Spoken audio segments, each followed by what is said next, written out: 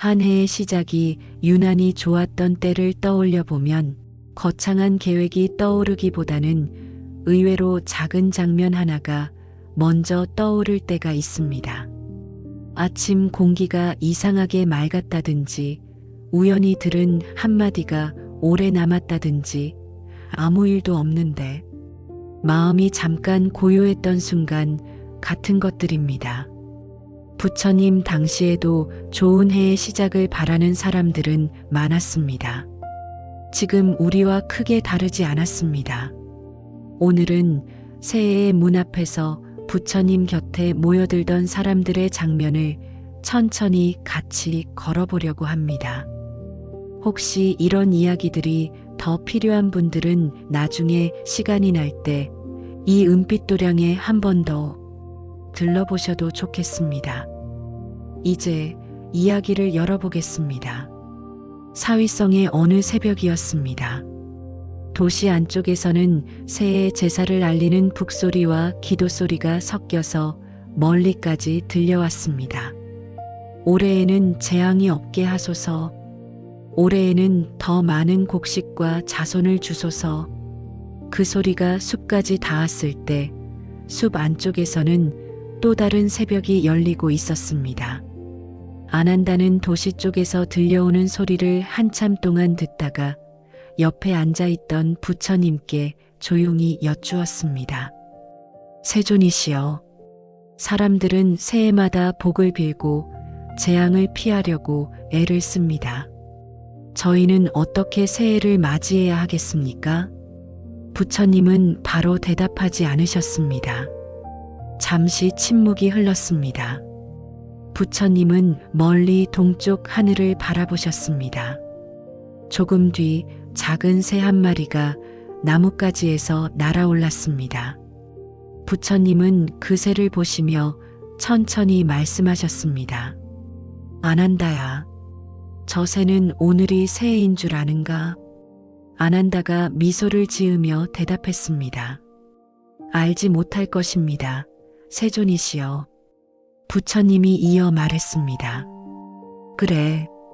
하지만 저 새는 지금 날고 있다. 그 이상 긴 설법은 없었습니다. 안한다는 나중에 그 새벽을 떠올리며 이렇게 적었다고 전합니다.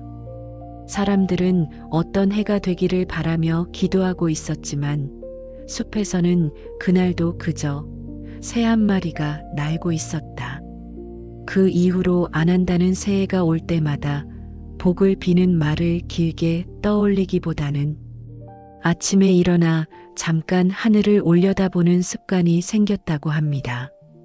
아, 또 하루가 시작됐구나. 그 정도의 생각.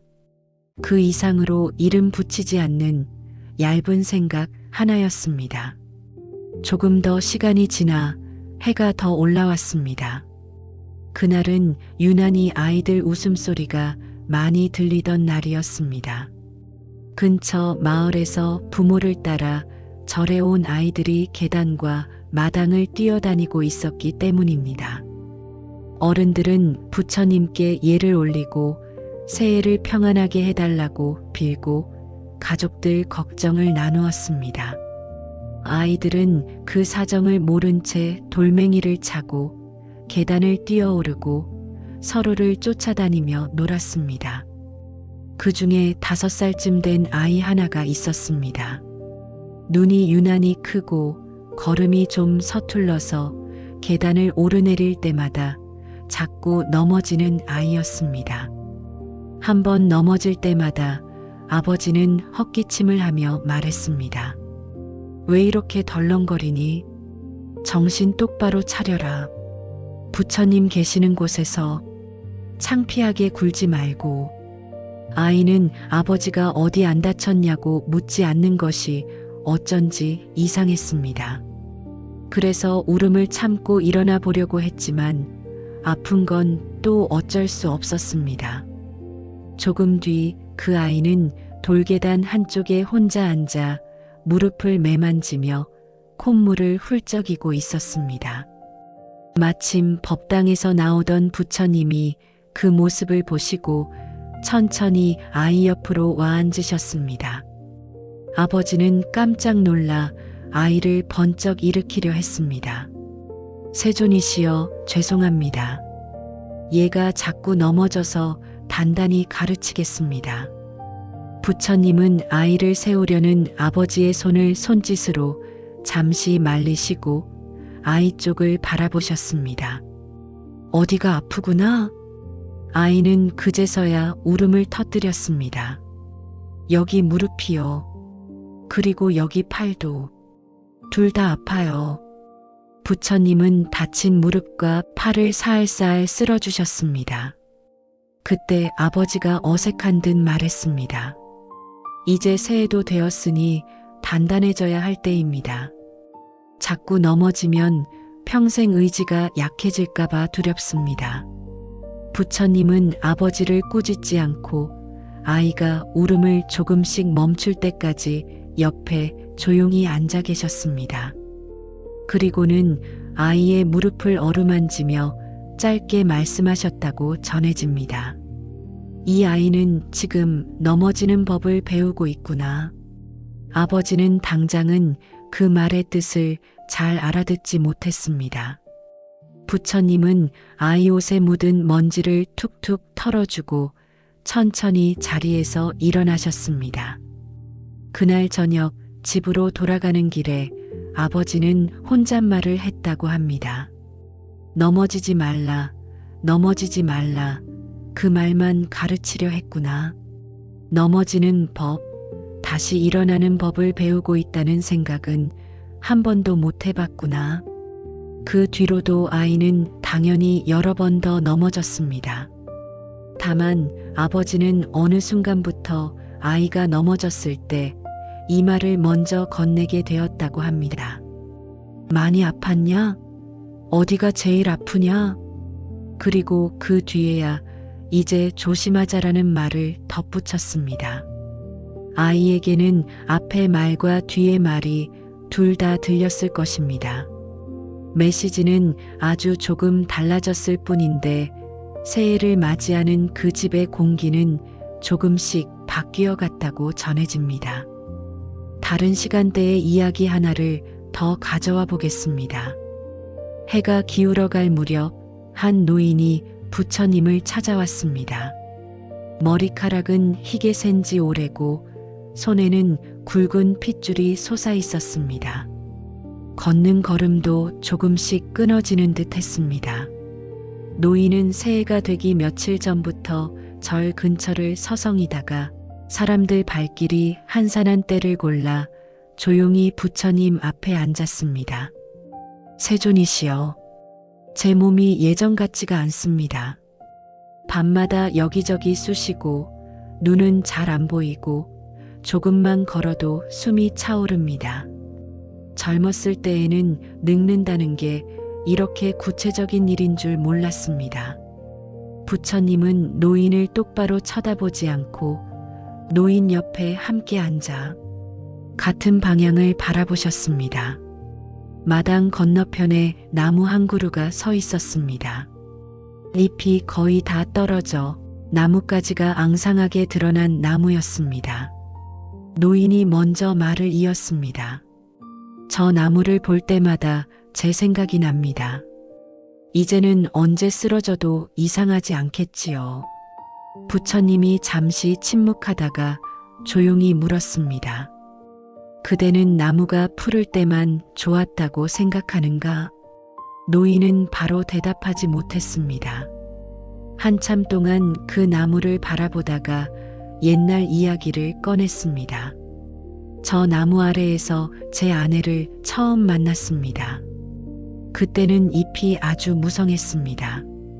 아이들이 태어나고 같이 늙어가던 동안에도 저 나무는 늘 그 자리에 서 있었습니다. 이제는 잎이 다 떨어지고 가지만 남았습니다. 저 나무를 보면 먼저 떠난 아내 생각이 더 또렷해집니다.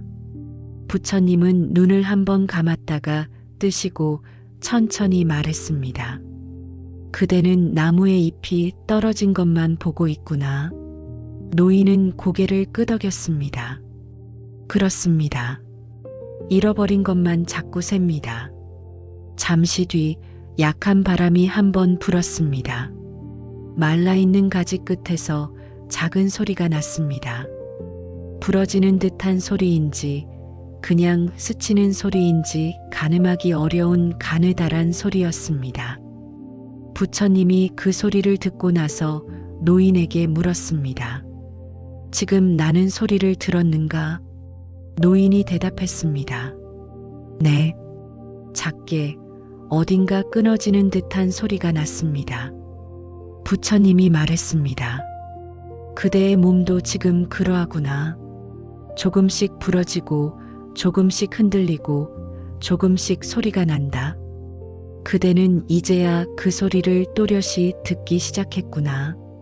노인은 그 말이 위로인지 아닌지 잘 분간이 되지 않았습니다.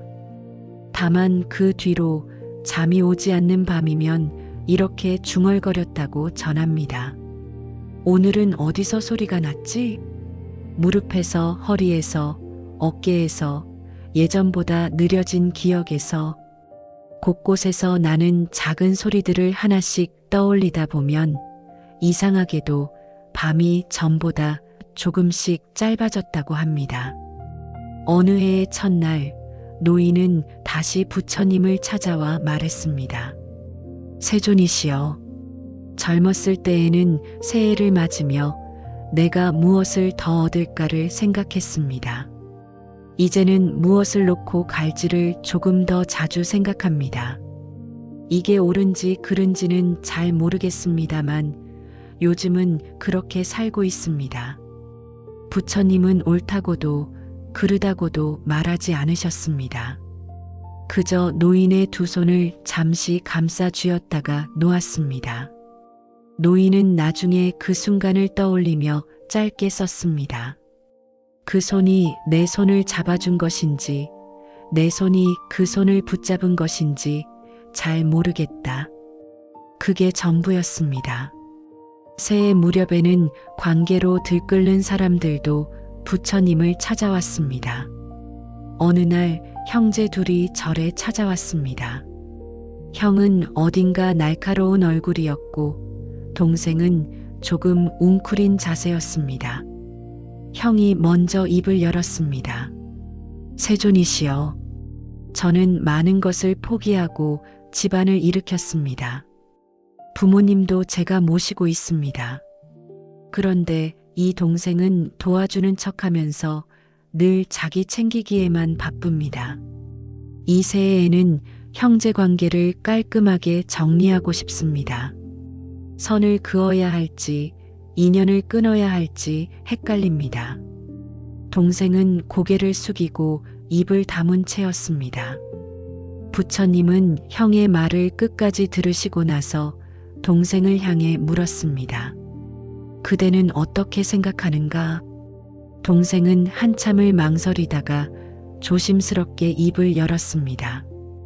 제가 형에게 기대며 살아온 건 사실입니다. 그런데 제 마음속에는 늘 이런 생각이 있었습니다. 형은 나를 무시한다. 평생 나를 아래로 본다.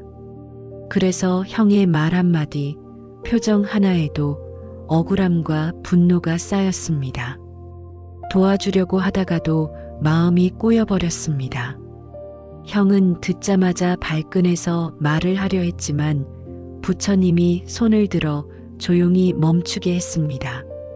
두 사람 말이 각자 마음에서 그대로 나온 말이로구나. 부처님은 형에게 너는 이래라, 동생에게 너는 저래라 규칙을 주지 않았습니다. 대신 두 마리 소 이야기를 들려주었습니다. 옛날 어느 마을에 두 마리의 소가 같은 수레에 매여 있었습니다. 한 마리는 힘이 세고 성격이 급했습니다. 다른 한 마리는 힘이 약하고 걸음도 느렸습니다. 힘센 소는 속으로 이렇게 생각했습니다. 내가 다 끌고 간다. 내가 아니었다면 이 수레는 끌지도 못했을 것이다. 그래서 혼자 앞으로 쭉쭉 나갔습니다. 느린 손은 자꾸 뒤로 끌려갔습니다. 힘센 손은 옆눈으로 느린 소를 흘겨보며 속으로 투덜거렸습니다. 저 게으른 놈만 아니면 나는 더 멀리, 더 빨리 갈 수 있을 텐데. 하지만 수레는 두 마리가 함께 매여 있었기 때문에 한 마리가 너무 앞서가면 수레는 비틀어졌고 결국 제대로 나아가지 못했습니다. 어느 날 농부가 그 모습을 보고 이렇게 중얼거렸다고 합니다. 한 손은 자기가 수레를 다 끈다고 생각하고 다른 손은 자기가 수레에 매여 있다고 생각하는구나. 이야기를 들은 형제는 한동안 말이 없었습니다. 부처님은 누구의 잘못도 집어서 말하지 않았습니다. 그저 짧게 덧붙였습니다. 이해받지 못한다고 느끼는 이도 괴롭고 혼자 다 했다고 느끼는 이도 괴롭다. 절을 나설 때 형제는 눈물로 화해하지도 않았고 서로 껴안지도 않았습니다. 다만 돌아가는 길에 수레를 끄는 두 마리의 소를 보고 둘이 동시에 웃음을 터뜨렸다고 합니다. 형은 속으로 떠올렸습니다. 내가 수레를 다 끌고 왔다고만 생각했구나. 동생은 또 생각했습니다. 나는 평생 수레에만 매여 있다고 생각했구나. 집에 돌아가고 나서도 둘은 여전히 서로에게 못마땅한 말을 했을지도 모릅니다. 하지만 수레와 소 이야기가 둘 사이 어딘가에 계속 떠다니고 있었던 것만은 분명해 보입니다. 어느 날에는 장사꾼이 찾아왔습니다. 나이가 들어가는 중년 사내였고 옷차림은 단정했으며 얼굴에는 그동안의 고생과 성공이 같이 묻어 있었습니다. 세존이시여, 저는 평생 장사하며 살았습니다. 이제는 사람들이 저를 보며 성공했다고 말합니다. 하지만 속으로는 이런 생각이 듭니다. 이게 다 무슨 소용일까? 내가 옳은 길을 온 것일까? 새해가 올 무렵이면 사람들이 제 가게에 와서 복을 빌어달라고 합니다. 저는 웃으면서 다 잘 될 겁니다라고 말하지만 정작 제 자신에게는 뭐라고 말해줘야 할지 모르겠습니다. 부처님은 그에게 바구니 하나를 가져오라고 했습니다. 밑이 성근 대나무 바구니였습니다. 부처님이 말했습니다. 마당의 모래를 이 바구니에 가득 담아 보아라. 남자는 고개를 갸웃했지만 마당의 모래를 손으로 퍼 담기 시작했습니다. 하지만 바구니 밑이 성겨서 담는 족족 모래가 새어나갔습니다. 여러 번 해봐도 결과는 같았습니다. 세존이시여, 이 바구니는 원래 모래를 담을 수 없습니다. 아무리 담아도 가득 차지가 않습니다. 부처님은 그 바구니를 잠시 내려다보시더니 조용히 말했습니다. 그대의 마음이 저 바구니와 같구나. 남자는 듣고도 곧바로 뜻을 이해하지 못했습니다. 그날 이후 남자는 방 한쪽에 비슷한 바구니 하나를 가져다 놓았다고 합니다. 장사를 마치고 사람이 빠져나간 가게에서 그 바구니를 한참 바라보는 날이 조금씩 늘어났습니다. 내가 채운다고 믿었던 것들이 도대체 어디에 담기고 있었을까? 그가 이후에 모든 걸 버리고 출가했다는 전승도 있고 또 다른 전승에서는 여전히 장사를 계속했지만 계산대 옆 선반에 작은 바구니 하나를 두었다고도 전합니다. 누가 돈을 내고 돌아가면 잠시 그 바구니를 보고 말을 줄이는 날이 조금씩 늘어났다는 정도만 남아 있습니다. 마지막으로 한 젊은 수행자의 이야기를 덧붙여 보겠습니다. 출가한 지 몇 해가 지나자 그에게도 새해가 달갑지 않은 때가 왔습니다. 매일 반복되는 청소, 공양 준비, 자선, 염송, 도시에 있는 친구들을 떠올리면 자신만 세상에서 빗겨난 사람처럼 느껴지는 날들이 늘어났습니다. 내가 여기서 뭘 하고 있는 건가? 새해를 며칠 앞둔 밤, 그는 마음을 정했습니다. 해가 바뀌기 전에 다시 집으로 돌아가겠다. 작은 보자기 하나를 들고 숲길을 빠져나가려는 순간, 앞에서 발자국 소리가 조용히 다가왔습니다. 달빛 아래에 부처님이 서 계셨습니다. 부처님은 놀라지 않은 표정으로 물었습니다. 이 밤에 어디로 가는 길이냐?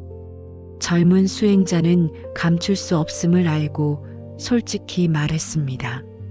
세존이시여, 저는 마음이 변했습니다. 이 길이 제 길이 아닌 것 같습니다. 다시 집으로 돌아가 다른 삶을 살고자 합니다. 부처님은 가지 말라는 말도 참아보라는 말도 하지 않으셨습니다. 그래, 가고 싶다면 갈 수도 있겠지. 생각보다 담담한 말에 젊은 수행자가 오히려 당황했습니다. 그때 부처님이 한 걸음 다가오며 조용히 물었습니다. 다만 한 가지만 묻고 싶구나. 그대는 언제 이 길을 오기로 했는가? 젊은 수행자는 잠시 어두운 숲을 바라보다 입을 열었습니다. 집에서 많은 일이 있었습니다. 돈 문제, 형제와의 다툼, 앞날에 대한 두려움, 모든 것이 엉망이던 어느 날 우연히 설법을 듣고 이 길로 왔습니다. 그때는 이 길밖에 없다고 생각했습니다. 부처님이 고개를 끄덕였습니다. 그렇다면 그대는 모든 것에서 도망치기 위해 이 길을 택한 것이로구나. 젊은 수행자는 아무 말도 하지 못했습니다. 부처님이 길 옆에 큰 돌을 가리켰습니다. 저 돌은 여기 얼마나 오래 있었겠느냐? 아주 오래 그 자리에 있었겠지요. 그래, 누군가는 저 돌을 밟고 지나가고, 누군가는 옆에 앉아 쉬고, 누군가는 치워버리고 싶어 하겠지. 그러나 돌은 그저 여기 있었다. 부처님은 조용히 말을 이었습니다. 그대가 떠나기로 마음먹었다면 떠날 수 있다. 다만 어디로 가든지 그대가 피하고 싶어 했던 것들이 또 다른 모습으로 돌처럼 서 있을 것이다. 그때마다 그것을 옮길지, 부술지, 그 옆에 잠시 앉을지, 그 선택은 언제나 다시 그대의 몫일 것이다. 젊은 수행자는 아무 말 없이 그 돌을 바라보았습니다. 돌은 그저 달빛을 받으면서 거기 서 있었습니다. 그날 밤 젊은 수행자는 결국 떠나지 않았습니다. 다음 날 아침 부처님께 가서 남겠습니다라고 정식으로 보고하지도 않았습니다. 그냥 어제와 똑같이 마당을 쓸고 물을 길어오고 자선 자리에 앉았습니다. 세월이 흘러 그가 나이가 들었을 때 젊은 제자가 그에게 물었다고 합니다. 스님은 한 번도 이 길을 떠나고 싶었던 적이 없으셨습니까? 그는 잠시 웃다가 이렇게 대답했습니다. 지금도 가끔 떠나고 싶다. 다만 그때마다 돌을 떠올릴 뿐이다. 돌을 옮길 것인가, 부술 것인가, 그 옆에 잠깐 앉을 것인가. 그 생각을 하다 보면 또 한 해가 지나가 있더라. 오늘은 부처님께서 새해 무렵 마주하셨을 법한 사람들을 몇 명 같이 걸어보았습니다. 넘어지는 법을 배우고 있던 아이, 몸 여기저기에서 나는 소리를 뒤늦게 듣기 시작한 노인, 수레를 끄는 두 마리 소처럼 서로를 바라보던 형제, 바닥이 성근 바구니를 가만히 보게 된 장사꾼, 달빛 아래 떠날까 말까 고민하던 젊은 수행자. 누구도 이제 알겠습니다라고 환하게 웃으며 돌아가진 않았습니다. 다만 각자의 자리에서 조금 다른 눈길을 하나씩 갖게 되었을 뿐입니다. 새해의 문 앞에 서 있는 우리도 크게 다르지는 않을 것입니다. 올해는 무엇을 더 채우고 싶은지, 무엇을 더 버리고 싶은지, 어디까지 와 있는지 각자 마음속에 질문들이 떠다니고 있을 겁니다. 이 이야기에서 그러니 이렇게 사십시오라고 마지막 답을 내리지는 않겠습니다. 대신 장면 몇 개만 그대로 남겨두겠습니다. 아이의 무릎, 나무가지에서 나던 작은 소리, 수레를 끄는 두 마리 소, 계산대 옆에 바구니, 밤길에 서 있던 돌, 이 중에서 하나라도 오랫동안 가끔 떠오를 수 있다면 그걸로 이 이야기는 제 할 일을 어느 정도 한 셈일 것입니다. 이런 부처님 이야기가 당장 마음을 편하게 해주지는 못하더라도 하루를 사는 눈길을 조금만 다르게 만들어줄 수 있다면 가끔 생각이 복잡해지는 날에 여기 은빛도량에 다시 한번 들러주셔도 좋겠습니다. 오늘 함께 해주셔서 고맙습니다. 각자의 자리에서 맞이하는 새해가 어떤 모양이든 그 속에서 당신만의 작은 장면이 조용히 빛나기를 바라봅니다. 나무 아미타불 관세음보살